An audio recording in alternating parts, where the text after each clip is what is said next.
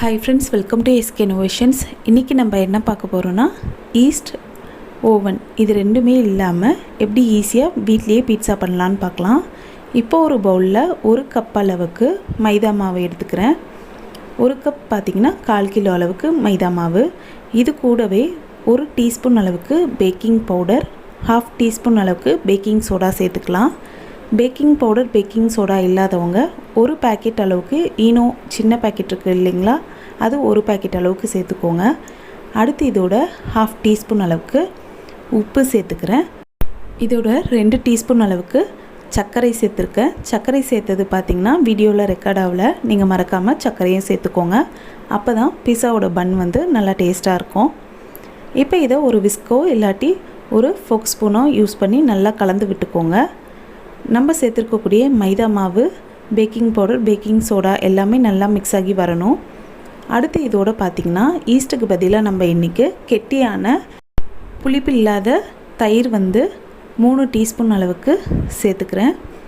தயிர் வந்து கெட்டியாக இல்லாட்டியும் பரவாயில்ல, புளிப்பு இல்லாமல் இருக்கணும். புது தயிராக இருந்தால் நல்லாயிருக்கும்.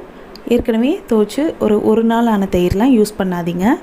தயிர் சேர்த்து இந்த மாதிரி கையாலேயே நல்லா பிசைஞ்சு விட்டுக்கோங்க.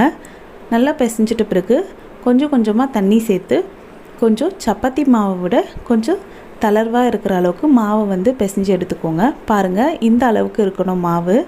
தண்ணி வந்து சப்பாத்தி மாவை விட கொஞ்சம் அதிகமாக நீங்கள் தண்ணி சேர்த்துக்கோங்க. ரொம்ப அதிகமாக இல்லை, இந்த பக்குவத்துக்கு இருக்கட்டும். இப்போ இதோட 2 டீஸ்பூன் அளவுக்கு சமையல் எண்ணெய் சேர்த்துக்கலாம்.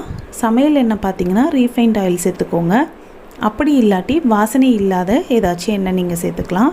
ஆலிவ் ஆயில் சேர்த்திங்கன்னா இன்னுமே உங்களுக்கு நல்ல டேஸ்ட் இருக்கும். சேர்த்து இதை ஒரு 10 நிமிஷத்துக்கு நம்ம நல்லா பிசைஞ்சு எடுத்துக்கலாம். 10 நிமிஷம் இப்போ பிசைஞ்சாச்சு. மாவு இந்த பக்குவத்தில் இருக்கணும், பார்த்துக்கோங்க.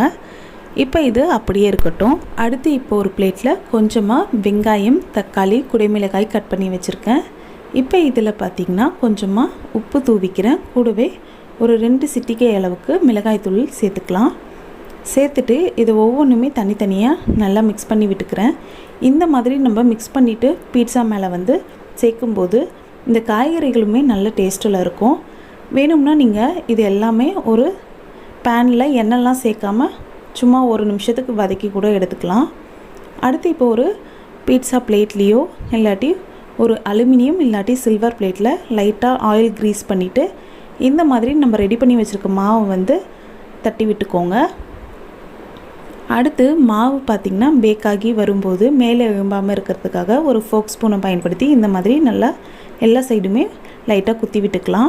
குத்தி விட்டுட்ட பிறகு ஒரு சின்ன குழிக்கரண்டி அளவுக்கு பீட்சா சாஸ் வந்து மேலே வந்து நம்ம ஸ்ப்ரெட் பண்ணி விட்டுக்கலாம். ஒருவேளை உங்களுக்கு ஹோம்மேட் பீட்சா சாஸ் ரெசிபி வேணும்னா கமெண்ட் செக்ஷனில் தெரிவிங்க. நான் அதுவுமே அடுத்தடுத்த வீடியோவில் அப்லோட் பண்ணுறேன். இந்த மாதிரி நல்லா ஸ்ப்ரெட் பண்ணி விட்டுட்ட பிறகு இதுக்கு மேலே மோசரல்லா சீஸ் வந்து தூவி விட்டுக்கலாம். உங்கள் விருப்பத்துக்கு தகுந்த மாதிரி சீஸ் வந்து நீங்கள் சேர்த்துக்கோங்க. இவ்வளோ தான் சேர்க்கணுன்ட்டுலாம் அளவில்லை. இந்த மாதிரி சேர்த்துட்ட பிறகு இதுக்கு மேலே நம்ம ரெடி பண்ணி வச்சுருக்க காய்கறிகளை வந்து சேர்த்துக்கலாம். காய்கறிகள்ன்ட்டு இல்லை, இது கூடவே நீங்கள் மஷ்ரூம், சிக்கன், பன்னீர் இந்த மாதிரி உங்கள் விருப்பத்துக்கு தகுந்த மாதிரி நீங்கள் மேரினேட் பண்ணி சேர்த்துக்கலாம். நான் வந்து இன்றைக்கி பார்த்திங்கன்னா ரொம்பவே சிம்பிளாக எப்படி பீட்சா வந்து வீட்டில் செய்யலான்னு தான் சொல்லிகிட்ருக்கேன். பொதுவாக பார்த்திங்கன்னா பீட்சா செய்கிறதுக்கு நம்ம வந்து ஈஸ்ட் ஆக்டிவேட் பண்ணணும். அதுக்கப்புறம் மாவு ரெடி பண்ணிவிட்டு 1 மணி நேரம் 2 மணி நேரம் வெயிட் பண்ணணும். இந்த மெத்தடில் நம்ம செய்யும்போது ஒரு 1/2 அன் ஹவர்க்குள்ளேயே நம்ம மொத்தமே செஞ்சு முடித்து சர்வும் பண்ணிடலாம். இப்போ காய்கறிக்கு மேலே நம்ம கொஞ்சமாக திரும்பவும் மோசரல்லா சீஸ் வந்து ஸ்ப்ரெட் பண்ணி விட்டுக்கிறோம். கடைசியாக இதோட பீட்சா சீசனிங்கும் சில்லி ஃப்ளேக்ஸும் கொஞ்சமாக வந்து சேர்த்துக்கிறேன். ஒருவேளை உங்கள்கிட்ட பீட்சா சீசனிங் இல்லாட்டி கற்பூரவள்ளி அதாவது ஓமவல்லியிலே ஒரு இலை வந்து கட் பண்ணி சின்னதாக நறுக்கி அது வந்து சேர்த்துக்கலாம். சில்லி ஃப்ளேக்ஸ் இல்லாதவங்க 1-2 காஞ்ச மிளகாவை வந்து மிக்சியில் ஓட்டி அதோட தூளை வந்து லைட்டாக ஸ்ப்ரெட் பண்ணி விட்டுக்கலாம். 1/4 டீஸ்பூன் அளவுக்கு ஆட் பண்ணிக்கோங்க. இப்போ இதை வந்துட்டு ஓவன் இல்லாமல் நம்ம பேக் பண்ணி எடுத்துக்கலாம். நான் ஏற்கனவே பார்த்திங்கன்னா ஒரு கடாயில் அடியில் வந்து உப்பு கொட்டிட்டு மேலே ஒரு ஸ்டாண்ட் வச்சு தட்டு போட்டு மூடி மேலே ஒரு வெயிட் வச்சு ஹை ஃப்ளேமில் 10 நிமிஷம் நல்லா ஹீட் பண்ணி எடுத்துக்கிட்டேன். இப்போ இதுக்குள்ளே வந்து நம்ம ரெடி பண்ணி வச்ச பீட்சா மாவை வந்து வச்சிடலாம்.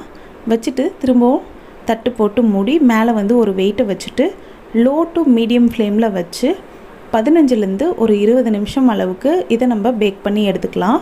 இதே மெத்தடில் நீங்கள் குக்கர்லேயும் செய்யலாம். குக்கரில் செய்யும்போது பார்த்திங்கன்னா கேஸ் கட்டும் விசிலும் வந்து போடாதீங்க. இப்போ பார்த்திங்கன்னா சரியாக ஒரு 18 நிமிஷம் ஆகியிருக்கு. நம்மளோட பீட்சா சூப்பராக ரெடி ஆகிடுச்சு.